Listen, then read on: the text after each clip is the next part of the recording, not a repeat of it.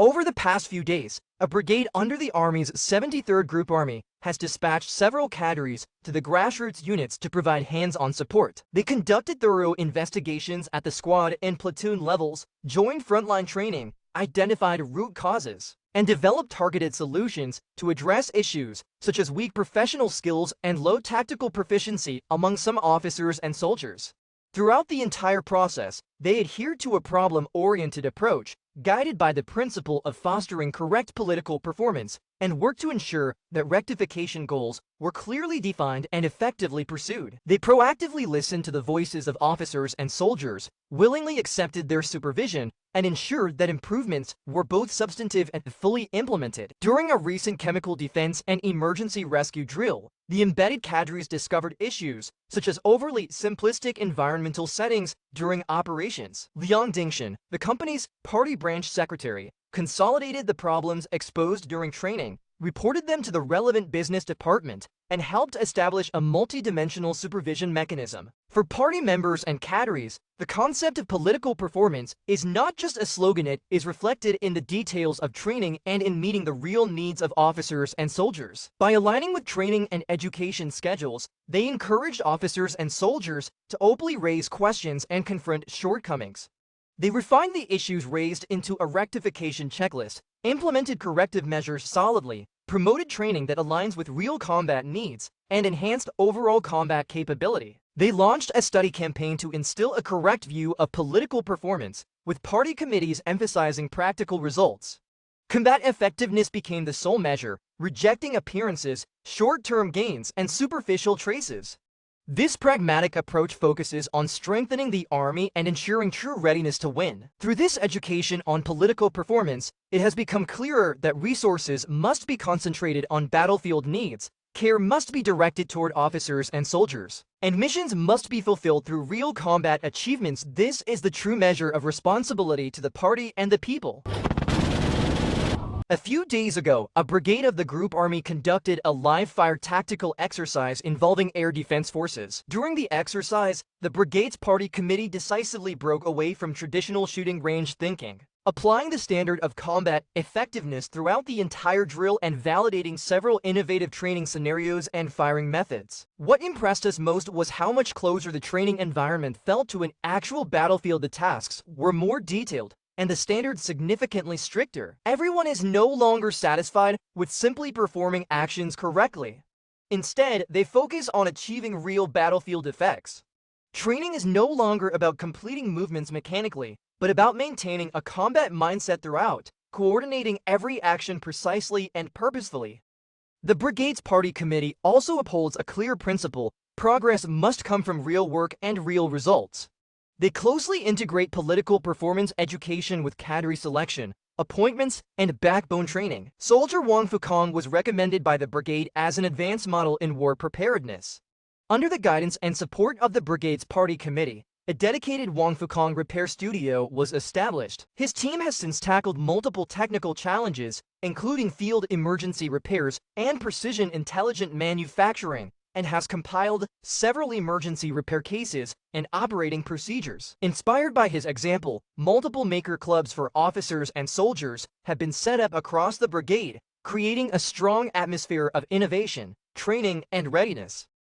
The brigade's emphasis on hard work and real performance has greatly boosted the confidence of grassroots officers and soldiers, encouraging them to stay committed to their posts, pursue breakthroughs, and push forward technical research and problem solving. Establishing and practicing a correct view of political performance is both a theoretical and practical undertaking. We have consistently used a problem-oriented approach as the starting point for advancing study and education, closely linking it with real-world tasks and addressing bottlenecks that hinder grassroots development and army building. By tackling problems with determination and delivering real results, we earn the trust of officers and soldiers and guide party members, cadres, and organizations at all levels to focus on building solid foundations and adopting a long-term perspective.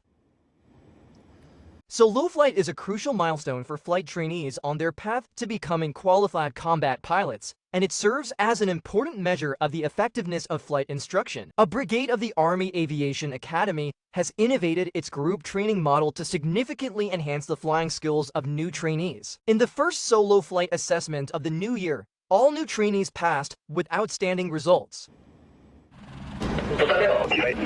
The trainees maneuvered the helicopter to lift off smoothly and maintain a stable hover. Today, they must complete assessments on vertical takeoff and landing, 3-meter hovering, route flight, visual taxiing, and other hovering-related subjects.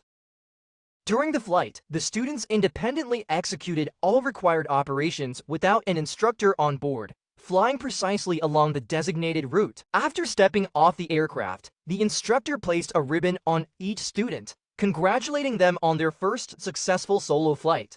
Today was the solo flight I've been looking forward to for so long, both nerve-wracking and exhilarating. I flew the entire route to the highest standard I could achieve. Behind the students' smooth solo flights are the brigade's new measures emphasizing real combat needs and innovative teaching methods. By installing high-definition digital instrument panels and building simulation training platforms, the brigade enables students to undergo full-process immersive training before actual liftoff, familiarizing them with various flight scenarios and emergency procedures in advance. The simulated cockpit features a fully surrounding visual display, creating an immersive environment for trainees. The digital instrument panel replicates real flight conditions and helps sharpen students' ability to allocate attention effectively. Instructors rely on real-time training data, dynamic analysis, and precise corrections to guide students. At the same time, the brigade implements a dual-field, dual-route group training model, coordinating airspace resources and using dual control towers and dual command groups for synchronized training. By optimizing airspace allocation, refining the group training process, tightening time schedules, and intensifying training in difficult and high-risk subjects, students can hone their flying skills in more complex environments and continuously elevate the unit's real combat training level. Focusing on fundamentals and strengthening the basics has long been a fine tradition of our Army. Recently, several armored units conducted live fire and driving assessments. Through random guidance throughout the process, on-site random grouping, and multi-subject integrated execution, the foundation of basic training continues to be reinforced. With the commander issuing the live fire order, the crew launched an attack on the target area. During the assessment, the crew must independently search for targets within the allotted time, select the appropriate ammunition type, determine the right moment to fire, and carry out precise strikes. In particular, they must overcome the visual challenges caused by smoke and dust during movement, requiring close coordination among crew members to fire faster and more accurately. To further test the crew's ability to coordinate with one another, officers and soldiers must navigate obstacles and restricted routes such as sandbag barriers, waterlogged fields, craters, and cliffs while also responding flexibly to special situations like satellite interference and artillery blockades. My task during the assessment is to minimize vehicle jolt and provide the shooter with the best possible firing conditions. Next, we will conduct targeted training based on the issues identified during the assessment. The assessment lasted more than 10 hours, and over 80% of the participating vehicle crews achieved excellent results. In the Armored Vehicle Driving Assessment of a brigade under the Army's 77th Group Army, officers and soldiers were required to complete tasks such as navigating complex road sections, driving on ramps, and performing emergency evasive maneuvers. In simulated low-visibility environments, officers and soldiers must accurately judge road conditions and rely on onboard observation equipment to ensure the vehicle passes safely. During training, the unit paired experienced personnel with newer or weaker trainees to help everyone identify shortcomings and strengthen weak areas. Through repeated drills, we become more proficient in handling various emergencies and ensure we can maneuver the vehicle flexibly in real combat. 25 years ago, on April 1, 2001, Wang Wei, the guardian of the sea and air, flew Fighter No. 81,192 to confront the enemy and defended the nation's sovereignty with his life, fulfilling a soldier's mission and duty. Every year on April 1st, the number 81,192 echoes in people's hearts. Heroic deeds transcend time and space, continually inspiring future generations to move forward with courage.